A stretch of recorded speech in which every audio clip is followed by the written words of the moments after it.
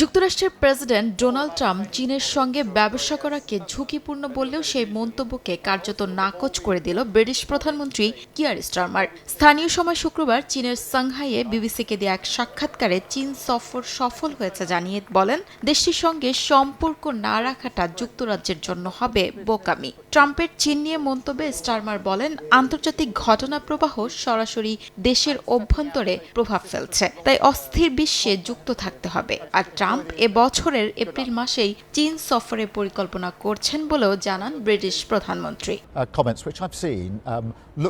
President ট্রাম্পের মন্তব্য আমি দেখেছি। এই সফরের আগে আমরা তার টিমের সঙ্গে আলোচনা করেছি। ট্রাম্প নিজেও এপ্রিলে চীন সফরে আসতে পারেন।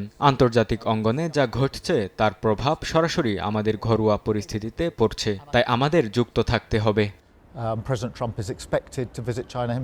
বর্তমান বৈশ্বিক চ্যালেঞ্জের প্রেক্ষাপটে যুক্তরাজ্য ও চীনের মধ্যে আরও ঘনিষ্ঠ সহযোগিতা ও সমন্বয় জরুরি, এমন মন্তব্য করেছেন নোবেলজয়ী অর্থনীতিবিদ ক্রিস্টোফার ফিসারিদিস। তিনি বলেন, বিশ্ব যখন আরও বিভক্ত হওয়ার ঝুঁকিতে, তখন এই সহযোগিতা গুরুত্বপূর্ণ হয়ে উঠেছে। সুইজারল্যান্ডের দাভোসে বিশ্ব অর্থনৈতিক ফোরামের ফাঁকে সিজিটিএনকে দেয়া এক সাক্ষাৎকারে এসব কথা বলেন ফিসারিদিস।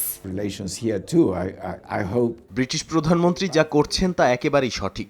আমি খুবই উদ্বিগ্ন যুক্তরাষ্ট্র থেকে আসা বার্তা ও নীতি সম্পর্কে। দেখা যাচ্ছে বিশ্ব তিনটি পরাশক্তির মধ্যে ভাগ হয়ে যাচ্ছে, যেখানে তারা এক এক জায়গা দখল করছে।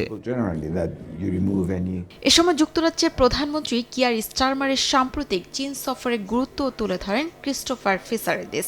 এছাড়া ৮ বছরের মধ্যে এটি কোনো ব্রিটিশ প্রধানমন্ত্রীর প্রথম চীন সফর। এর পাশাপাশি লন্ডনে নতুন চীনা দূতাবাস নির্মাণের অনুমোদন দেওয়াকে ইতিবাচক অগ্রগতি হিসেবেও দেখছেন এই নোবেলজয়ী।